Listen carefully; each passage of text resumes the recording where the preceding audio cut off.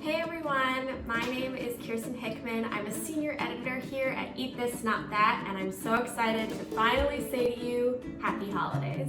Over the course of the next few weeks, I'm going to show you guys some of my favorite holiday dishes. I'm going to cook through the recipes to give you guys some inspiration on some healthy and delicious holiday recipes you can make. So we're going to start off this first video by making my favorite meal during the holidays, which is brunch.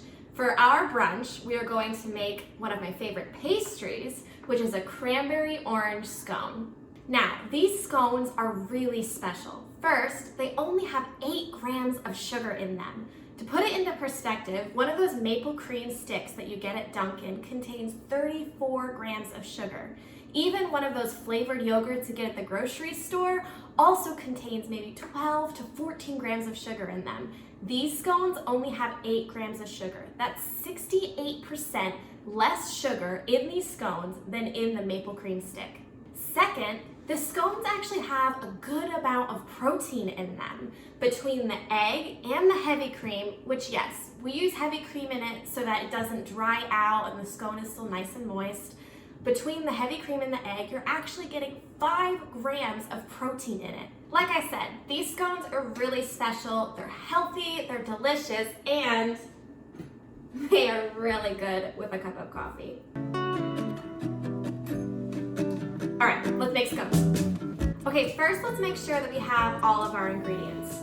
You're going to need zest of 1 orange, 2 cups of unbleached all-purpose flour, 3 teaspoons of baking powder, 1/4 cup of unsalted butter, either cold or frozen, 1 egg, 2 tablespoons of honey, 1/2 teaspoon of vanilla extract, 1/2 cup of heavy cream, and 1/4 cup of dried cranberries. All right, let's get the oven going. We need to have it at 400 degrees, so let's preheat.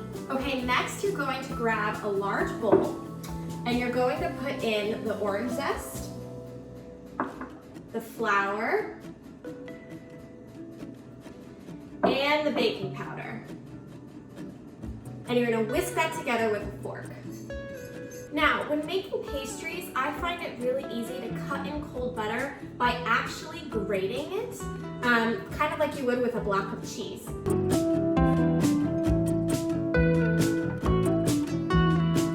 All right, once the butter is in here, you're just gonna mix it around with a fork until everything's combined. Okay, now that we have the dry ingredients ready, we're gonna put the wet ingredients in another bowl. So first, you're gonna take the honey and put it in, crack the egg,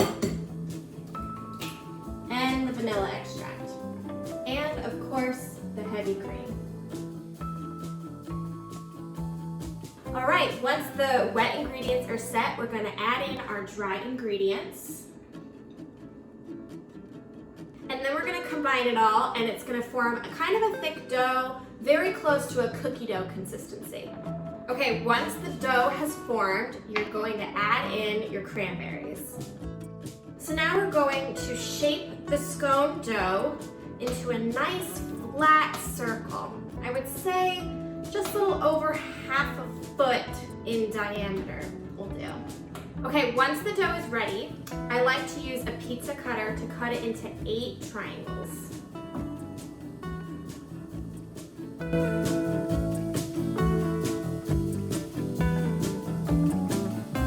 Okay, next you're going to grab a baking sheet and you're going to line it with parchment paper, and you're going to evenly place the scones onto the baking sheet. Okay, now for a little trick I learned to make really, really good scones. So you know how some scones will have a little bit of a crust on the outside and keeps them moist on the inside? That's actually because you have to brush them with heavy cream. So I have a little extra heavy cream in here, and we're just going to brush the tops and the sides of each scone. Okay, now that the scones are ready, we're actually going to put them in the fridge for 15 minutes. This helps to keep their shape when they're baking, so let's put them in the fridge. All right, the scones are chilled, they're ready to go into the oven. You're gonna wanna bake them for 18 to 20 minutes or until they're golden brown. All right, these are done. Okay, so we're gonna want to immediately move them from the pan because we don't want the bottoms to get burnt because they're sitting on a hot pan. So Move them over to a cooling rack and let them cool off a little bit, or at least as long as you can stand it before you devour them. And there you have it, cranberry orange scones. Perfect for your holiday brunch. So when you serve these scones, I recommend adding something extra to your plate to make it a well-balanced meal. So we have hard-boiled eggs here, I've got about a cup of raspberries and a scone. It's gonna keep you feeling full for the rest of the morning, and it's delicious. All right, that's all I have for today. Thank you so much for watching. I hope these scones inspire you to make something delicious for your family this holiday season. Make sure to tune in next week and join me as we make even more delicious, healthy meals with Eat This Not That. Bye.